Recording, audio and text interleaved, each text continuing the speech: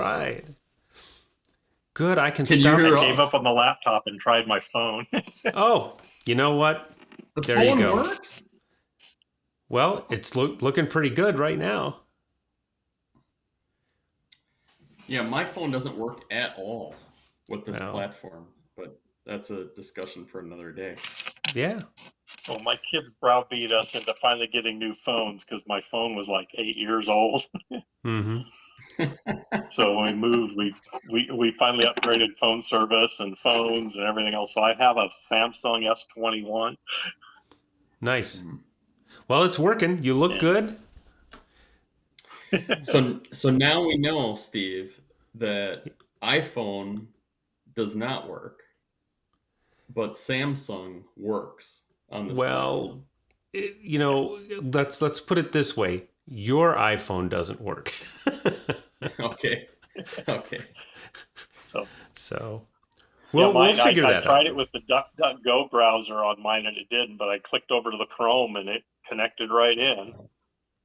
Yeah, Okay. DuckDuckGo isn't gonna. Yeah, is probably gonna protect you a little bit more there. So, but Yeah. I'm glad you I've could run into join us. several problems lately with things that go, well, we want to use your browser to change settings on your computer. And like, none of my browsers are going to let you do that. Right, right. Yeah, yeah. No, I have one company that I do the bulk of my work with, and they were like, "Well, we need to have access to all your mobile devices, and we have to have the ability to wipe them and blah blah. If you want to integrate our email in with your Apple Mail client that I use for all my mail," I just said, "Nope.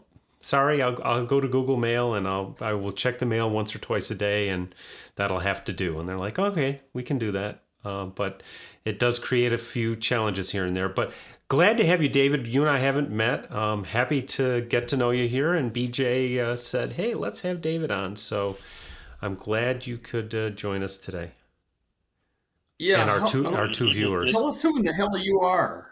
Who are you in the volleyball world? How'd you get into volleyball? Of course, I know these stories, but you tell us. How'd you get into volleyball? What have you been doing in volleyball, and how do you come to us in this conversation? Okay. Who am I in the volleyball world? I'm a nobody, small town coach Like in a us. small program. Just, if it wasn't for VCT, nobody in the world would know who the hell I was and stuff. Um, I played I came into sports late. I never played sports at all. My friends made me go out in high school and play tackle football with them in the park. And after you're beating the crap out of me and just hand me a ball and saying, run that direction, they finally said, well, maybe we should teach this guy some rules of the game a bit. But I got into volleyball pursuing a different, very old sport known to man in college. I was chasing a girl and didn't catch the girl, but I fell in love with the game. Ironically, the girl ended up marrying one of my best friends. And we're still friends today. She actually lives out in this part of Wyoming now, so we're closer. We've talked a few times, but I played rec leagues, pickup games, and stuff like that. Nothing special, nothing really organized. I got lucky. I got on a rec league team in Amarillo, Texas, back in the early '80s that had two girls that had played college ball. They were, Title IX babies had come in early on, and they loved bossing the guys in the team around. And I was just smart enough at that age to actually listen to what they were trying to tell us and pay attention. And I did that until somewhere in my late 30s when my knees, from old soccer injuries, my knees and ankles gave out. I just couldn't jump and run and move anymore. And I walked away from the game completely for about 6 years. Didn't follow it, didn't do anything, didn't have to do it. And my 10-year-old daughter walked in one day and said, I want to be on the volleyball team at school. And I'm like, well, okay, what do I have to sign? And she goes, well, no, they need a coach. You need to coach. It's like, we went back and forth for about an hour with my answer to every one of her things is, I don't know how to coach. I used to play. I can't coach. I don't want to coach. And like a typical 10-year-old, she just beat me down until I finally gave in and said, okay, I'll go coach your middle school for a few years. And I showed up the first day and said, okay, I'm going to do this for 3 years. I'm done. I'm out. And that was 18 years ago. And stuff. Kid moved on, and I'm still stuck coaching. Yeah. That's awesome. Yeah, I wound up I started about the same time you did, a couple years before, but I was playing rec, and my 4'10" setter said, "Do you ever think about coaching?" I said, "No." He said, "You'd be a good coach. Why don't you try? You can be, maybe you can be my assistant for a year and see if you like it." So there you go. It was very amusing. I had a parent problem the second year I was ever coaching. That I started a club, which is about 5 years into my coaching career, and we were having differences of opinion. She was mad, and she was ranting to a bunch of the other parents one time. And then when somebody said, "What's your problem with him?" and she goes, "I used to play with that guy. Trust me, he's too damn stupid to be a coach." And I couldn't really argue with her because the guy she'd played with 20 years earlier was too damn stupid to be a coach. I was trying to convince them that, maybe though, I come up, I can give you, I've learned enough in 20 years. You give me a chance, maybe prove I'm still not the guy you played with back in rec leagues. I've hopefully changed and grown a little bit. Yeah, sometimes they don't think we can do that. Yeah, that's it, and that's a great stepping off point. I mean, David, you more than anybody that I've met or that I know, you've embraced this idea of learning new things. You want to learn, and you've changed stuff that you were doing, and um, what what were uh, trying to formulate this question. What what were some of the jumping off points for you where you just decided, hey, I got to learn something about this. I have to do this better, or how can I do this better? I started out the first year coaching, fortunately, I've contacted as many of those kids as I could in the past from my first year, and apologized for being such a lousy coach. But I started out going, I don't know what to do. I'm teaching, I'd never had anybody teach me how to play. I just went out and did things, and, had two girls on the team that went, after 5 or 6 tries, and say, okay, look, moron, it's not working. Try this instead.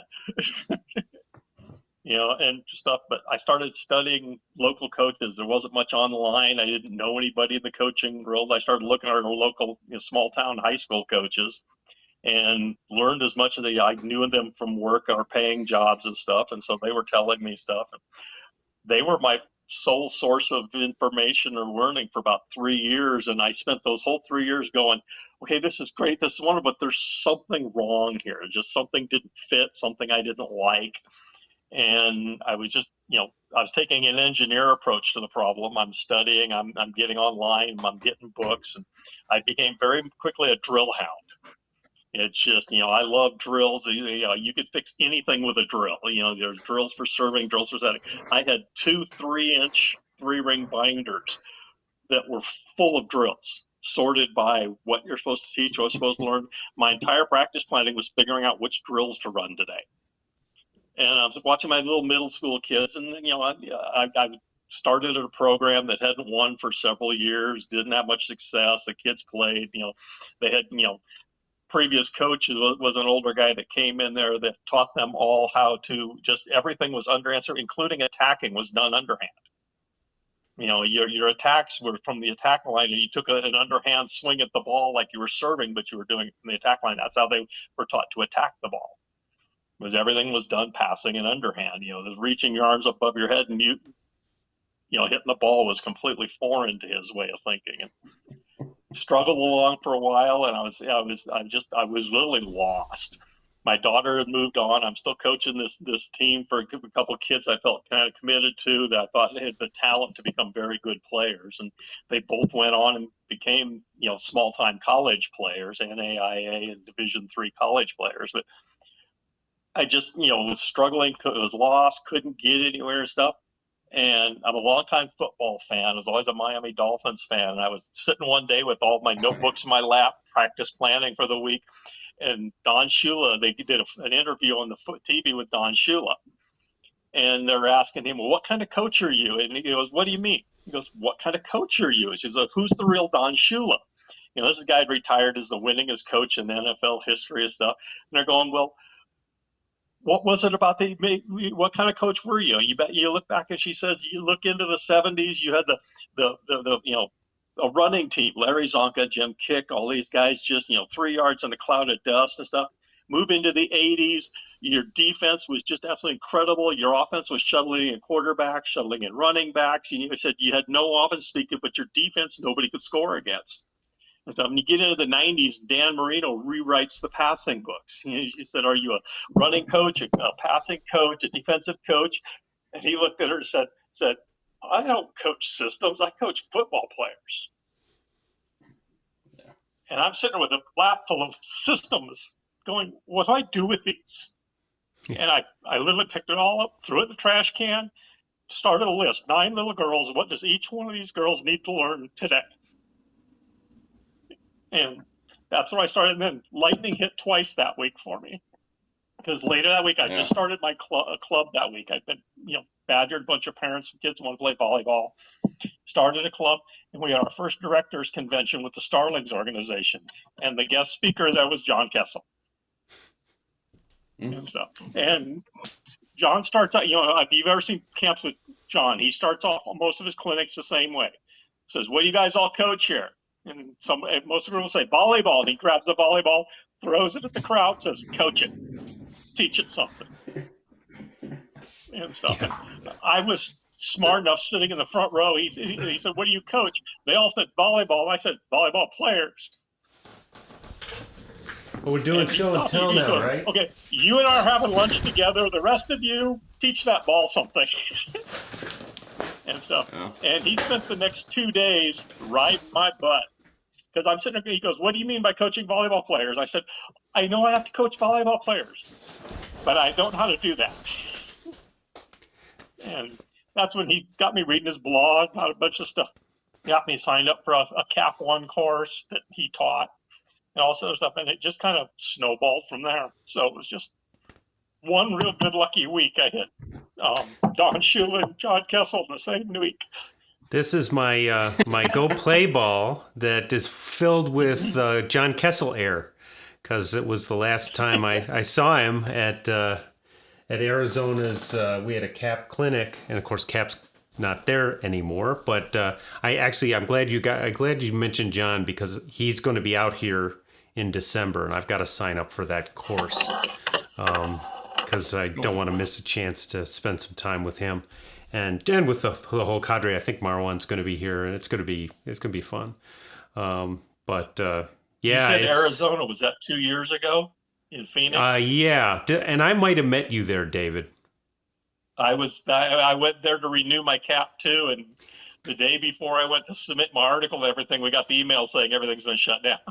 Well, we got talking, and you mentioned Starlings, and I'm like, no, wait a minute, I met this guy. Yeah, we met. I don't know. We went out to. Did you go out to dinner with him? Yeah. Yeah, we were. I was at the other end of the table from you, I think.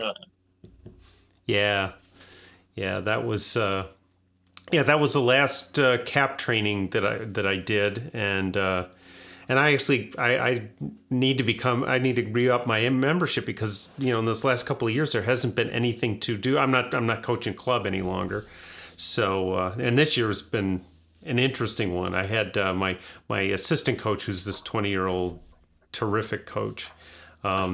He sent me a note going, I'm really sorry I haven't been at the open gyms, but I needed to decompress. And I'm like, he had a very interesting girls club season where he kind of had to do some things that he did very well, but it was kind of like, I don't want to get into the drama because it's not really worth it doing here, but he had to deal with a bunch of drama and did it, for a 20-year-old, awesome, just awesome.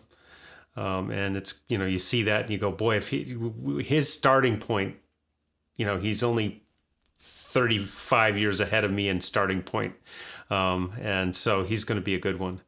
I think Kessel, We probably need to get him on here sometime. I know he's off doing his Colorado thing most of the time now, but he actually came in. I taught a course, and he would video in. I wish I had this technology when I was bringing him in. We had many challenges, but he would come into my class. It was a college class, and it was the science of volleyball. And he would come in at the beginning of the season, at the beginning of the semester, midterms, and final, to talk with them about what's needed and what they might go and study. So we studied everything from how to make a cheap volleyball in third world countries to how to help how to build a mechanical blocking machine, because somebody had seen that Japanese blocking machine that they were Yeah. training on, and so it's an engineering school, so they built a low cost proof of concept, one that would actually follow the ball for the block. It was a tiny model, but we know how to scale it. So kind of fun stuff. But yes, we did meet, and I've learned a little more about Starlings as we've gone along, David. So great that you did that. We're doing that. Yeah, We it could was get really Starlings for me when geeky I on first the. started out. But I kind of got browbeat into starting a club for a bunch of little 13 or 14-year-olds, and I didn't know, have a clue.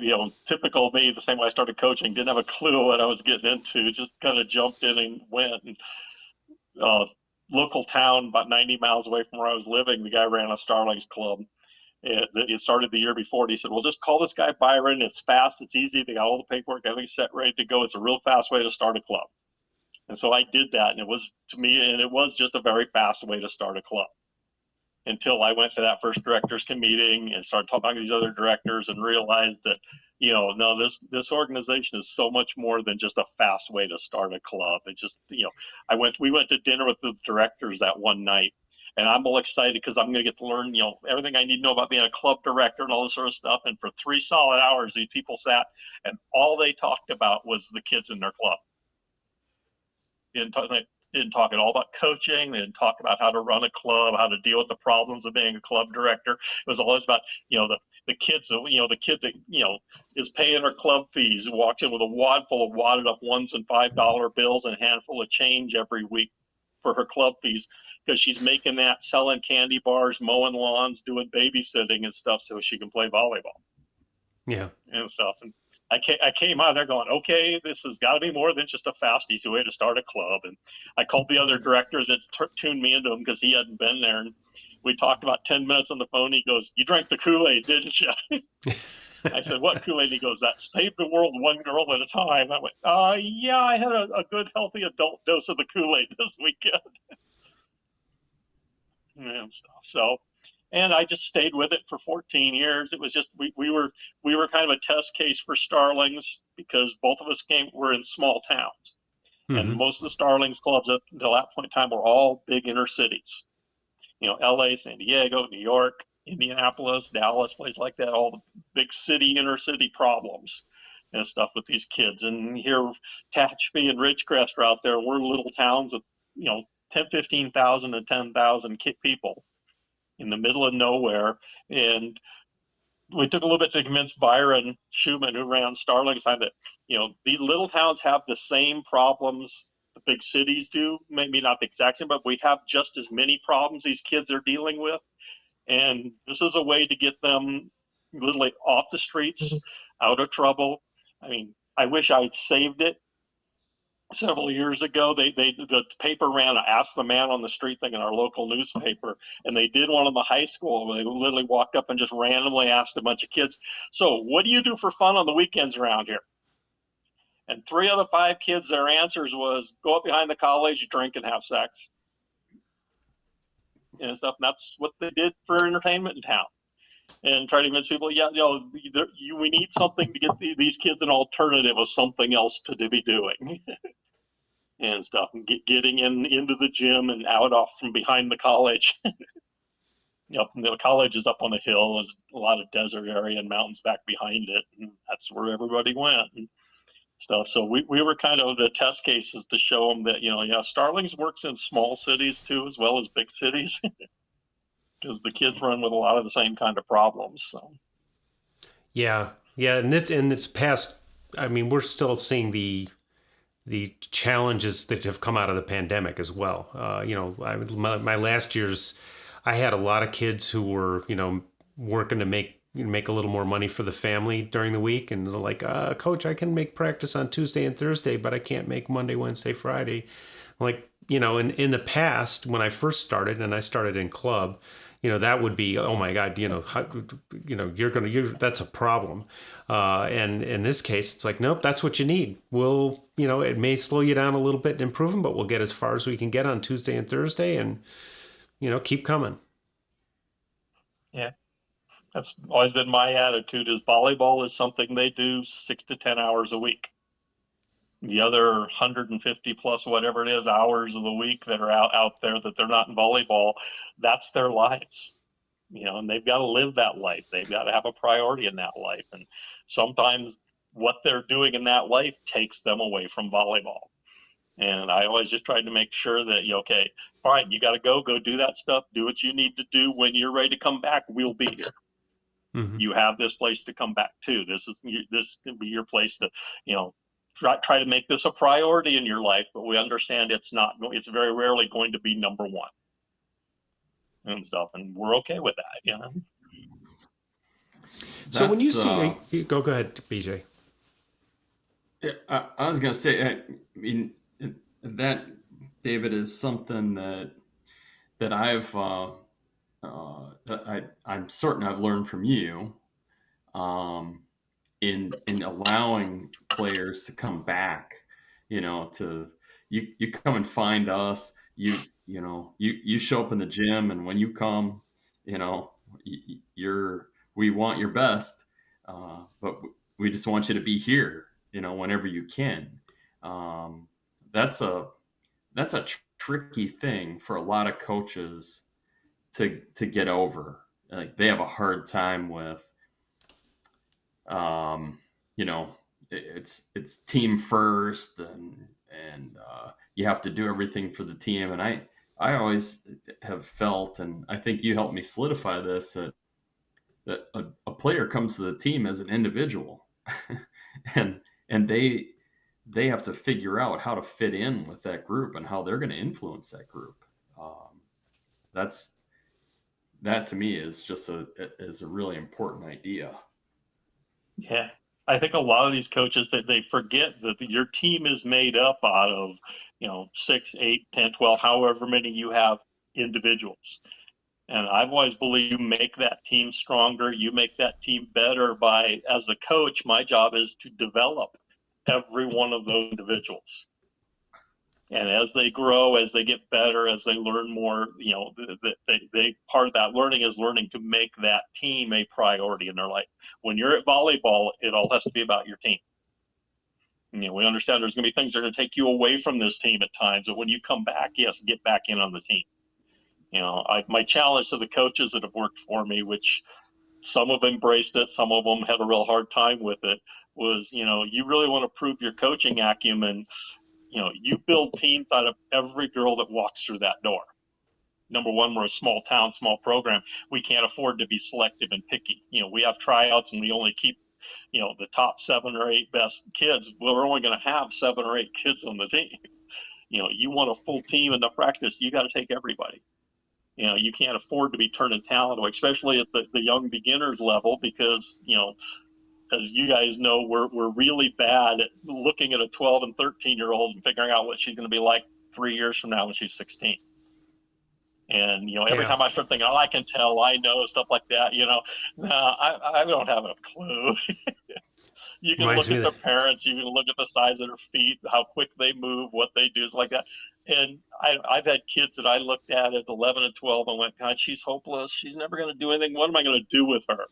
One of them, I had middle school. I spent all of 6th grade going, what do I do with this kid? What do I do with this kid? She's hopeless. She can't do anything and stuff. I don't know what to do with her. And all of 7th grade going, oh, God, can I find a way to hide her on the court so she doesn't touch the ball? Put her in the rotation between our 2 best players like that. 8th grade, she was the star on the team. She's the one I'm using to fix all my other problems. And she Yeah. went on, played 4 years of high school, became an alternate all conference player her last 2 years, and then came back from college and ran our stupid high school program as the head coach for 5 or 6 years Yeah. and stuff. And as a kid that, sixth and seventh grade, if I'd have had cuts for my program, she'd have never played volleyball. I'd have never let her onto the court. But I established right away that, no, no tryouts, no cuts, play every one program. And, I tell the coach, that's your challenge. You want to prove what a good coach you are. You do it. You take every kid that walks through your door and every kid on the team, you play every kid on that team. And you have to learn to do that. If you have the attitude, I got it, okay, you're going to miss some stuff. You got to go. You got life gets in the way, family gets in the way. You're going to be gone. You're gone. You miss a practice. You miss a game here and there. You come back. There's no repercussions. There's no punishments. You're right back in the lineup. You're part of the team. How do you run your team when that kid's missing? How do you incorporate them back in when they come back? Yeah. As a coach, you've got to have a plan where, okay, I got 9 girls. It's a small team. This is our starting lineup. Here's our substitutions. Here's how we're going to run things. Now, in my mind, what do we do when any 2 random one of those kids don't show up? How do we That's such a practice? How do we great. run games? How do we compete in games? And, just, learn to just, know the kids. You got to know their talent, what they can do, what they do well. I laugh. I said, I never write it down. I never tell them. But in my mind, every one of the kids, I look at, one kid, this girl, she's not my middle. She's my M1, my OH2, my S3, my L2. I know where in the depth chart in every position of the court, where her strengths are, where I can play her, what I can use her for. Yeah. And so I had one little girl played between middle school and then on into club with me, played for 6 years. And at the end of the middle of her last season, she played for me. She looks at a game, comes up to me in a game, sits there, she said, you told me you might play me as libero today. And I said, yeah. And she goes, I like that idea. And I said, yeah, you just like it because it's the only position of the court I've never started you at. She goes, well, there's a reason for that. I said, yeah, the reason for it early on because you were a lousy libero. Now you're actually my second best choice on the team. So yeah, suit up. That's what you're doing today. Yeah. And she goes, well, what about our regular libero? I said, well, she's the starting setter today because we're missing one of our setters. And so, I mean, you learn those kids, learn where to put them in.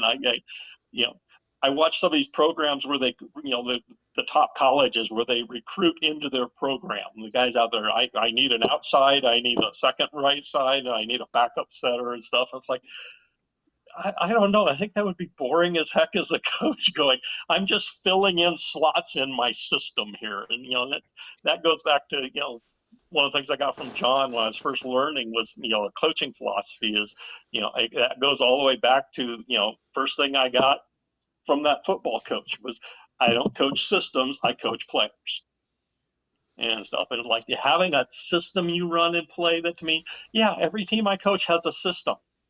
I got certain offenses I like to see run, certain defenses I like to see run, and I very rarely ever get to do those because it just doesn't work for the collection of kids I have on the court at that time and stuff. And it's just, this is what we're going to do. And, we laugh a lot because it's developmental programs. So it's a lot of times it's, out of system is our system because I switch them around so much that, I get kids sometimes go, Coach, I don't know where I'm playing anymore.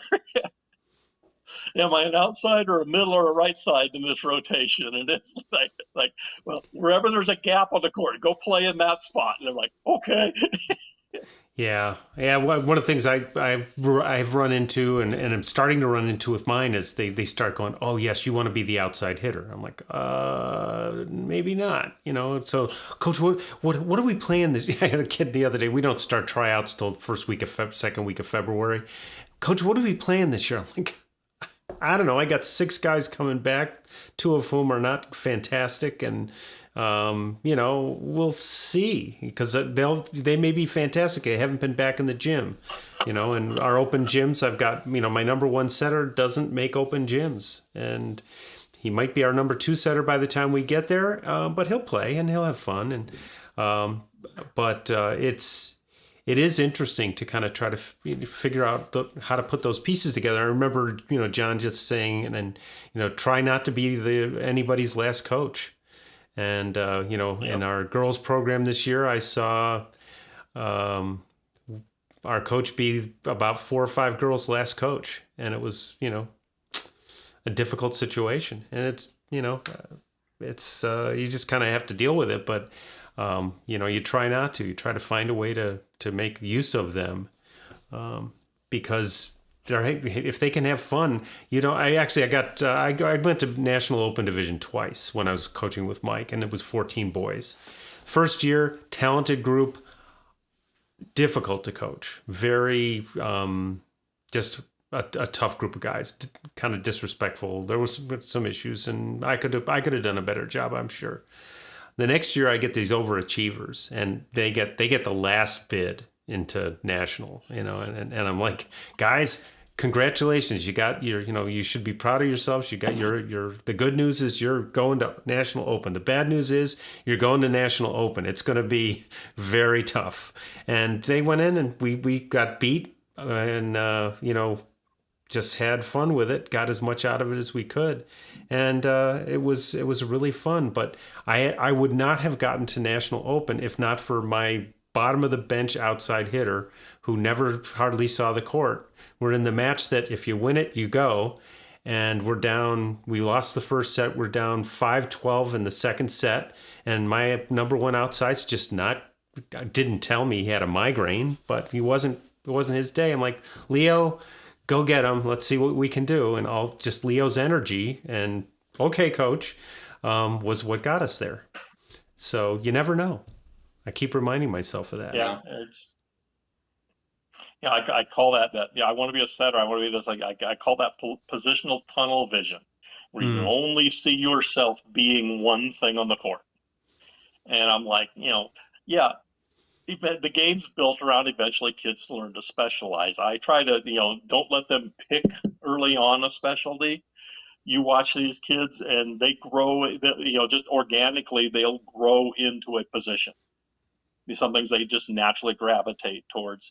I'm a little gal that was on my 17s team last year. She's been starting libero at their high school for 2 or 3 years. She's been our libero, but getting to that libero spot, she played outside for me 1 year. She played setter 1 year. I played her middle a couple times and stuff like that, and she always kept gravitating back to passing. She loved the back row. She passes fantastically. She moves well in the back row, but she could do all these other things well too.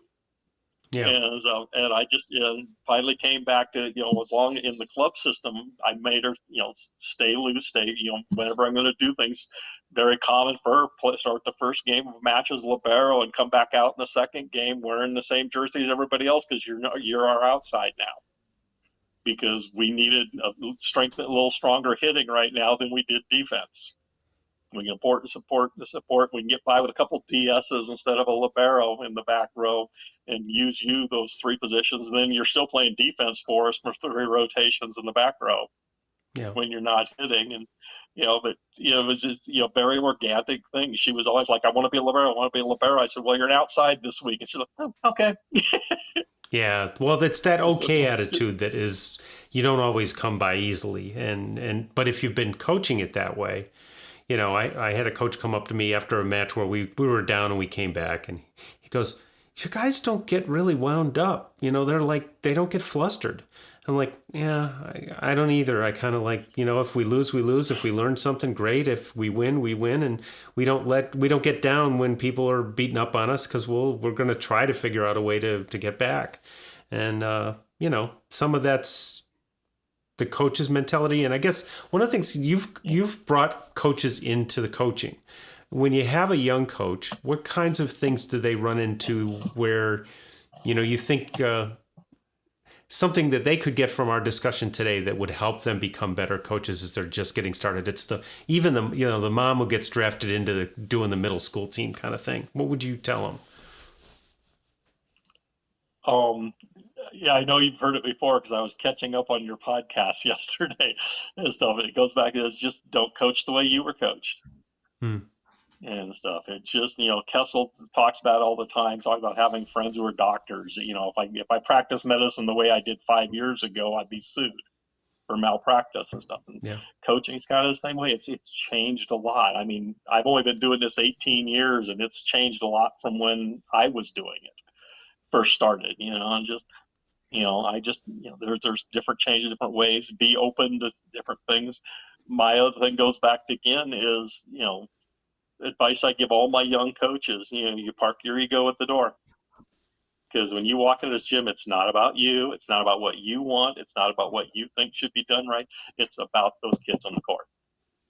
And at the junior high level, at the middle school, the young developing learning level, it's completely about, are those kids having fun?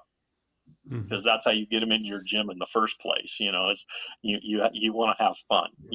I've had kids come in, play for me for all 3 years of middle school. One little girl came in because her friends all browbeat her into it, trying to tell her how much fun that she was going to have, and she was just not athletic at all. Just don't want to play, don't want to do this.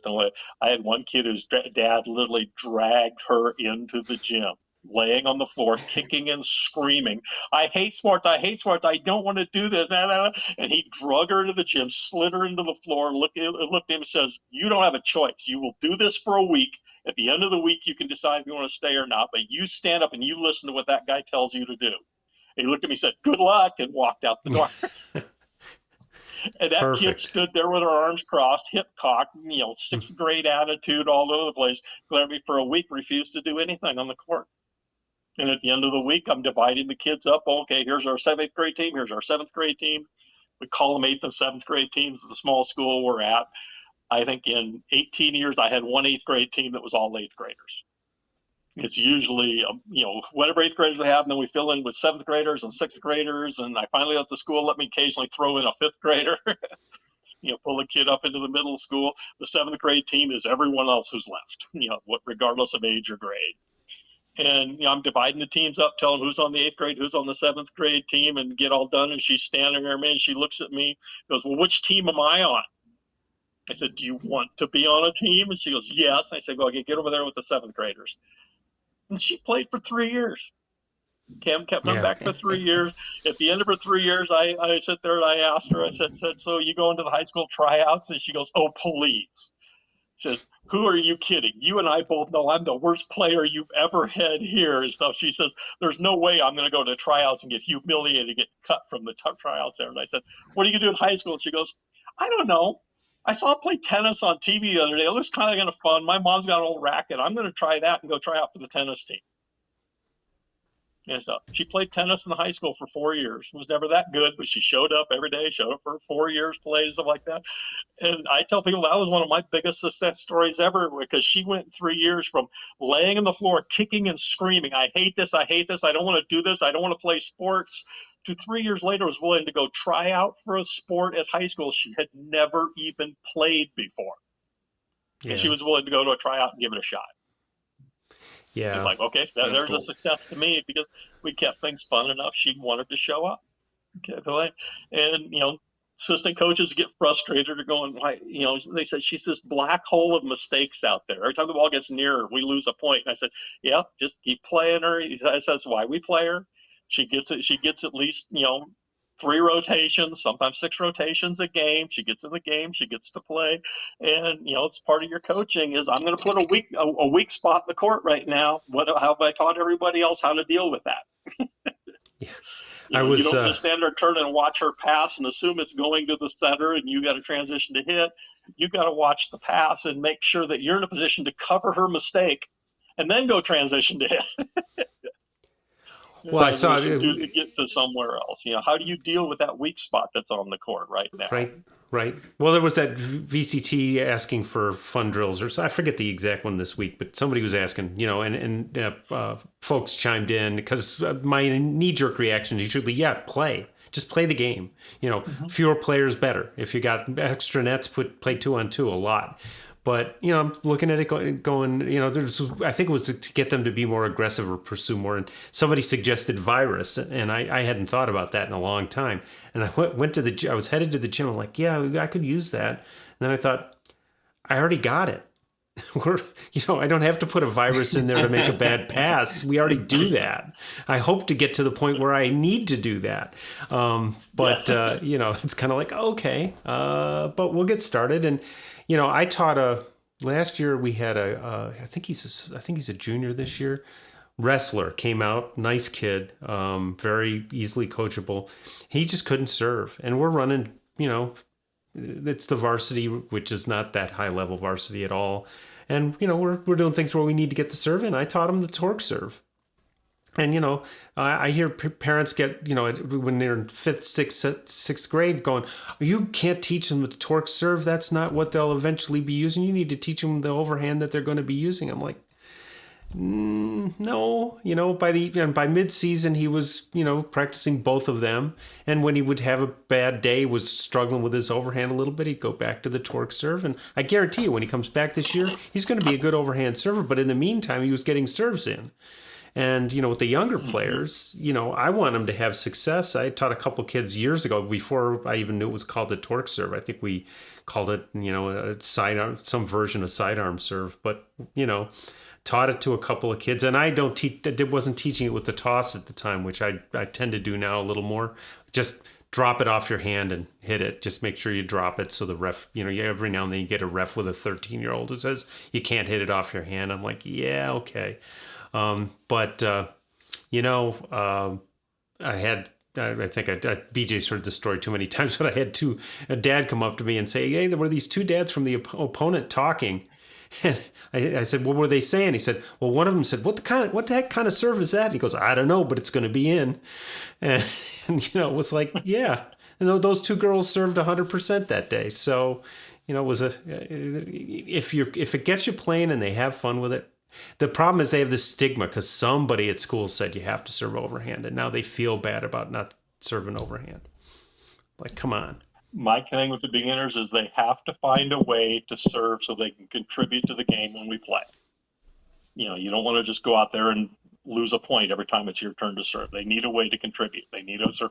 And the fastest way to get that is torque serving. Meanwhile, once they learn that torque serve, the minute the girl gets, she can get a torque serve over the net and in play during games. Half her serving practice, the next practice is starting to learn overhand.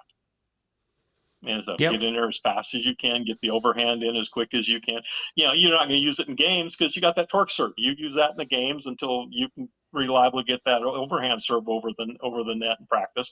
And then, usually it's I wait for the right spot, the right time, and that's a lot of just coaching experience stuff. Is where's the right time to look at a kid in the middle of the game and say, let's see that overhand and stuff. And watch a kid who's been nagging you for weeks about wanting overhead serve and games, all of a sudden stand there shaking her head no, going, no, come on, you got 3 or 4 cork serves, and let's see that overhead. Let's see how you do. Well, and what's even more gratifying is when they do that and they succeed and the entire team goes nuts, which is what happens almost inevitably. It's, I did that in a game several years ago, middle school game, little 7th grader. And she's standing her arms on her hips in the gym going, no, I'm not going to miss. And I said, you're right. You're not going to miss. So go ahead and serve. And she finally browbeat her into trying to, and she gets the overhand serve over. And the other team is standing there that you can tell none of them believe she was going to make it because they all stood there and the ball barely clears the net, lands right in the middle of them because they're like, oh, crap, it came over the net. Yeah. Yeah. And so the whole team jumps up and yelling and screaming. The other team's coach ran over and gave my player a high five and then ran back. Yeah. Because she realized this is the first overhand serve she's ever tried in a game. That's really nice to see. Yeah, it was great. So, of course, the parents are all looking at me like, what are you doing? It's like, it was the right time. Okay? What if she'd have missed? Well, it should have missed. Yeah. It's part of the game. We miss a lot of serves during the games. Guess what? That's how the other team gets points. Well, we have a nice comment from Joe. Thanks, Joe. I'm glad you're watching, and hopefully it sounds like from your comment that's the way you think about it, which is fantastic. But it's nice to hear that coaches are starting to think, or not starting to think that way. That there are more and more coaches thinking that way. And I tell the young coaches, they said, well, look, kids come in, we want underhand serve. as we go to these middle school tournaments and everybody's underhand serving. And I got these kids trying to torque serve. And they're like, well, they realize we're the only people in this gym doing this. This is weird. We don't want to do it. We want to do what everyone else is doing. I was like, but everyone else isn't doing that well with that. And they're going, well, parents are going, why don't you just let them over underhand serve? And I tell them, because underhand serving is a dead end skill. Once she learns underhand serving, she's never going to use that skill again until she becomes a coach. And then she's going to use it to chip balls onto the court. Yeah. And stuff. It's just not something that they're used to. They're going to be doing. Torque serving is a setup for attacking. It's a setup for jump serving. It's a setup for overhand serving. It's teaching your body how to move in a way that's going to add to all these other skills you're going to use later on. And stuff. Yeah. Where underhand serving, like I said, the only place it leads you to is coaching skills once you start coaching. Yeah, no, that's a fair point. Yeah, it's what I've found lately. What I let them play most of the time, and we do serving. We'll run kings, or we'll run. I don't have enough kids to run speedball effectively. Mike Hewlett developed a drill, and he let me kind of. It's not really a drill; it's more game like. But I guess Kessel would call it a grill. But the idea of, kind of getting all of the things done. He said, how many times do we do serve and serve receive and the target person catches the ball? He said, why are we not setting that ball and taking a swing at it? Kind of things. And, who was it? That'll pop into my head. But one of the little things I learned was score for what you want. So like I'll get the girls going when I was at the younger level and say, well, you can only score on an overhead swing. I don't care if it's a down ball. I don't care what it is. But, if you dump a ball underhand and win the point, it doesn't count. The only points you win are ones where you've scored on an overhead swing. And, and maybe I'll put a negative one in there if they do something I really don't want them to do. And it starts to sound a little bit like when the first time you were introduced to Bingo Bango Bongo, and the ancient story of the national team playing a game for like 3 weeks till somebody got to 4 points or something. It was kind of those kinds of things. I don't want them to struggle that much early on. More experienced teams, then you can get into that kind of thing. But it's the same concept of score for what you want them to do. The thing biggest change I've made since I started coaching was, like you said, the kids are there for fun, and the fun to them is playing. So I try to make sure we're playing the entire practice. Most of our practices is 2-on-2, 3-on-3 kind of games. We play speedball, queen on the court. We played a lot of 3-on-3 off. And yeah, I know John has gotten on me for years about this, because 3-on-3 off, I initiate the ball from the sidelines. I'm chipping a ball into the winning side, because the losing side is changing sides. There's at least 3 teams, and they're swapping out every time you lose a rally, you're off, the other team's on, and while they're changing, I chip the ball to the winning side, and they've got to get the ball in play. And we do tons of things. We'll play the game, all sorts of weird stuff you can do. You have if it's 3 girls on each side, all 3 girls have to touch the ball. Or you lost, you're off. Next one's on, chip to the other side and stuff. All 3 players have to touch the ball. Doesn't have to be a pass, set, kill, but it's got to be 3 touches by all 3 girls on the court. Work that ball, and we do that for a lot of out-of-system stuff. Complicate that up, saying, okay, we're going to keep score now. First 1 to 10 points wins. To get a point, you complete the rallies however you want to play. But if you in that rally do a pass, set with your hands, attack the ball, regardless of the results of the attack, you get a point. That pass, set, hit earns you a point. Just the fact that you're pulling that play. And we're still playing good. Teams running on and off, but got somebody flipping scores, on the sidelines. You're keeping track of just that 3-hit play. There's your points and stuff. They get a kick out of it. It's fun at the end of the game. We start playing the game, just open, anything goes like that. And all of a sudden we play the game. You can only use your right hand. And then you can only use your left hand. And then you can't use any hands. You have to play with all of your knees or your feet or something. I usually do that for about 30 seconds, because I don't want anybody slamming into the ball with their face or their head. Yeah. Because sooner or later, because not it's a few years I've had girls that are soccer players and they love that game because they can actually play the ball off their heads. I don't want these volleyball players trying to head a ball because they don't know how. Yeah. I just they stand there and let the ball hit them in the face or the forehead. It's like no, you have to hit the ball with your head. You can't stand there and let the ball hit you. Yeah. And so, we do a lot of stuff like that. And in the old days, it was we come in and we drill. If you work really hard, we'll play the last 30 minutes of practice. Now it's we come in and we play the whole practice. And if you do really hard play that game, then we'll do some 6-on-6 the last 30 minutes of practice. We'll divide up teams and play games and stuff and do things that way. Yeah, that's been a big learning. One of the big things that I think that I've maybe realized recently is, as youth coaches, when we have our kids 2-3 hours a week, we do those drills because they're efficient and they're getting all the touches that they need, and now at the Division 1 level, we're not restricted by time, other than the fact that we're restricted by the amount of abuse our bodies can take.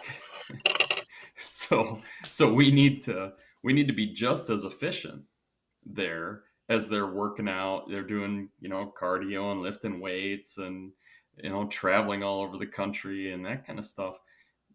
We only have a couple hours in the gym that we have to be efficient there as well. Even though we could go for 20 hours, we really can't. We might get them 6 hours a week, and we need to have them getting those good touches like you're describing. And that's the shorthanded games. You 2-on-2, 3-on-3. If you're playing 2 or 3 hit volleyball, you're getting a touch every time the ball comes over the net. Or 6-on-6, I've seen players 6-on-6 get into a game, and we played the game, and I got a little kid out there that she played the entire game, touched the ball once the entire game. And stuff. It just they weren't playing away from her. It just that's the way the game worked out. And it just works out where those small games, small sides, it's huge amounts of touches. And the one thing I've tried, Kessel got on me because we still call it kill the setter option. He says, you probably shouldn't call that. That could lead to some problems and stuff. People get thrown. I said, I know, I've tried changing the name of this for years. Unfortunately, the kids that I play with have all heard it before, and they don't want to change the name. And it's a normal, regular game we play, except we got one girl. She's a setter. She plays both sides of the net and stuff. So she's touching the ball every single rally on both sides of the net. And we call it kill the setter because I put him into set and tell them flat out, I said, you let me know when you need to be subbed out. And they're like, well, I don't need to be subbed out. He said, 3 minutes later, they're going, sub. Dragging her. I had a little 17s player last year that I'd tell her, you let me know when you need to be subbed out or when we get to 10 minutes. Because if I didn't put a time limit on her, that kid would have played till she died on the court before she'd have asked to be taken out of that spot on the court. When her lips turn blue. It's how you teach these setters, little kids, and you make the non-setters do that too. The kids that think they're just middles or just outsides. Nope, you're setting this turn. You're the killer setter. You're playing both sides. Oh crap, my phone just went out. I had my cap 2. This goes back to how things have changed in cap. My cap 2, we were taught one drill. We were taught the blue lip drill for middles. And it was a similar idea, right? You're running them. And BJ, you couldn't run that and without keeping a jump count because you want to get them conditioned, but you might do that preseason, off season. But if you do that in season, that's just not going to work. And I think back on, I had a variation on kill the setter that it just flashed into my head, which was even worse. We were playing on one side. We're making the setters just run. And I thought, boy, I would not do that today. That's not in my encyclopedia of things. In fact, my encyclopedia of things I do is very short because it's play. Find other ways to play. Maybe do some situational stuff. Somebody's phone battery might have Yeah, we died. lost David. Well, this has been pretty good today. Yeah, I'll say I'm I agree. glad. It was great, and I'm glad I realized that David and I had actually met a couple years back. Yeah, My, yeah, that's cool. He's easy to talk to. He's a fun guy to spend time with, and that's why I wanted to have him on. I mean, it's we had I mean, even the last time I think you and I were in the gym together was at Cap 3 and right. at Adversity. Yep. And a lot of the stuff David's talking about, and you were just talking about too, we were, it was Marwan and Eric and I were sitting in a room talking to the Cap ones, and one of our questions was, how many drills do you run? And people are, like 40, 50, 60 different drills or whatever. And Marwan said, I have about 10. And Eric said, he said, I think I got maybe 10 or 12. And I was the same. At that time, I was 10. I'm down to 8. And so I went and got Doug Beal. And if you don't know what Doug Beal is, then you probably ought to go and read. I know Yeah, you that was know great that Steve, he but was there. yeah. Yeah, I said, hey Doug, how many? I brought him into the Cap One room. I said, hey, how many drills do you run? 6, with 100 variations. Fair enough. You know, Yeah. and it was all the same kind of stuff David was just talking about. Like, we're gonna make you touch it this way and touch it that way, and 3 touches, 2 touches. Now you gotta, I mean that. I just don't. I don't think people realize how important that all is. Just that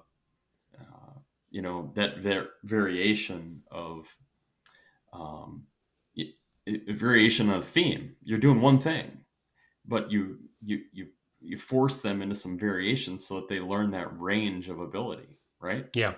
Yeah, it was like that discussion of emergency hits this week that came out that somebody said, hey, and that might have been in the email. I don't remember where I came across it, but, that got me thinking about, Yeah. well, I'm like, I don't need to teach that. We do that all day. every serve Yeah. receive is an emergency play for us. So we're getting better at stuff like that. But that comes into play. I did have a question for you that I was thinking Yeah. about was, I've been contemplating either building or getting a setting target, only Mhm. because I want to bring my setters to the next level. And typically you'd say, yeah, just play. But I'm thinking for that particular skill, because of the reps involved and, trying to kind of develop that, I guess I'm questioning, is that a good idea or a bad idea? Or something in between. But, how do you think about that? I think if you, I think if you only have one player in the gym, it's a great Sure. idea Yeah. because there's nothing else to do. For me, and the best setter that I ever coached at the youth level, youth or high school, through high Yeah. school, I put her on a setting target one time, and she hated it. And I asked her, why are you struggling with this? And she said, I can't see the hitter. I can't figure out where the hitter is. I want to set the ball to where the hitter needs it. hmm Like, Yeah. hmm, that makes a lot of sense to me. And and there's nobody. I don't think there's anybody in the coaching world that would have looked at this kid and said, "Wow, she's awesome." Except when she got in matches, she had middle hitters that we had a middle hitter one day that had 17 kills on 18 swings. And And probably half one of them ball were hit out out of of bounds. system. Yeah, yeah, one ball hit out of bounds. So she went 17 for 18 as a middle, and we had a lot of days like that because the setter could just find the Yeah. attackers. Yeah, I mean, I remember, I was just going out to watch matches where my kids were playing, and I watched this basketball playing girl who, had totally unorthodox setting motion and everything else. But by God, she could run a one from 15 feet off the net. I mean, the same thing, and it may be a peripheral vision thing. Whatever her processing is, it's working. And last year we learned our lesson. I really had one setter. It was kind of pandemic year two, and we just went with it. And then my setter got his Moderna vaccine, and it knocked him out for a match. And I took two freshmen who had some hands and said, okay, you guys are going to run a 6-2. Oh, it was a disaster. I should have taken my best player, who was an outside, and had him set. He would have done a better job as senior, more experience. But it was worth doing because now I go into the gym and go, hey guys, do you appreciate your setter? Like, yes. The bad news is they don't ever want to set again. And that's so one of the things we did, and we're in the process of doing, is taking probably my best athlete and converting him to a setter, and he wants it. And I love it because I've got a senior coming back. He's set for me for 3 years, but his schedule doesn't allow him to be in the gym with us off season. You know what? The two of them will probably run a 6-2. They'll probably both play front row. One of them can block, the other one can block okay, but that's going to be a little weak point for us. But at our level, having that too, I used to play my weaker players at right side front because you can kind of give them they can make their mistakes, but they're not going to kill the offense and that sort of thing. This year that's not going to be an option because we're going to have some good players sitting there. Right. And it's going to be okay, DS, or we'll sub you in when we get a weak team or whatever. And I got a quick message. Let's see. Yep. I talked to Hasak about this. Jay Hasak is the head coach at George Mason on the men's side. And he, in the fall of one year, he just decided we're going to start running our offense from 15 feet instead of from 5 feet. Mm-hmm. And he said the first week of it was awful. They were terrible at it. But after a couple of weeks, he could see it coming along. And then all of a sudden, by the time they get to their season's in the spring, of course, they get to the season, they're running quick balls from 15 feet because all he did was ask them to do it. Yeah. It didn't take setting targets, and it didn't take any sort of fancy drills. It was just, they just asked. Yeah, that's a good point. That's a really good point. Yeah. I hate, it's funny you mention that because that's got me thinking. Years ago, I had a group that was going to the old National Invitational, kind of I actually had the wrong end of things. On the boys' side, they went to club division, which you can just go. Mm-hmm. So, and we're not going to be wonderful there. It was kind of a hodgepodge of kids. We had kids I had to go get kids that had left our program and say, hey, is your club going? No, we're not going. We'll get them to release you so we can put a team together to go, because we had a bunch of people wanted to go. And my two outside hitters couldn't go. And it's like, okay, I'll grab whoever I can get. So I had a bunch of lefties. I said, I've always wanted to see what it would be like to run a left-handed offense. So let's put our setter. Me too. Yeah, but let's put our setter in 7, not in 3, and let them run the reverse. And we did. And the kids taught me so much, because I'm sitting there, they're like, hey, can we run it the regular way for like on serve receive, but then transition during the play to run it the other way? I'm like, yeah, go ahead. And the one thing I learned the last day, one of my lefties left, and I kept running it, but then I had to make some adjustments, and I realized I had inverted it completely, and I shouldn't have. I should have inverted it enough, but let the outsides play all the way around, because they were the better passers anyway. And when I did that, they were, because we were running it the other way, they were getting one-on-one blocks all over the place because they were doubling the lefties or the right side position because that's where they saw us setting the most. And the outsides loved it. They were like, "Wow, I'm getting free swings here." And I'm like, "Yeah." So I had more coaches come up and go, "Are you running a lefty offense?" I'm like, "Yeah." I said, "I always wanted to do that." Like, so who knew? It would be neat to coach a left-handed kid. The first time I did it was last year. I just, for whatever reason, haven't had left-handers, and this girl on the Green Bay team was a lefty. I was a senior, so we spent just the short COVID season together. It's like I still don't really think that I've coached a lefty. And I would love to have that problem where people talk about, I got 6 left-handed kids. What do I do? Yep. Well, I had, oh, kind of drawn a blank on the last. You remember Pat at Rockford? Yeah, I know who you're talking about. And God love her, I passed away from breast cancer, and just a wonderful person, really nice. And I remember playing her, and she had 2 lefty middles, and it was like, really? And she's like, yeah, that's what I got. And they were wonderful, and she was a wonderful coach, and just a nicest person you'd ever want to meet. And I'm sitting here going, I can't remember her last name. It'll come to me after we're off.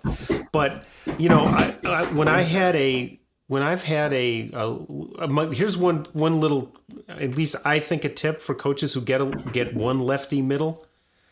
Work in practice to flip your middles in your rotation in between sets, because the defense, assuming the other team plays the same, you're going to then present them with a whole different set of blocking responsibilities when you flip those middles. And if you've practiced it won't be a big deal for you to do, but it'll be a big deal for them to adjust to. All right. Yeah, all good stuff. Well, I thank you for setting this up. How's your team doing? Did you look at the stats yet? We were down 2-0. Actually, we lost the first and second, but now the third. We won the third, so hopefully I'm going to be involved for the next half hour, 45 minutes watching.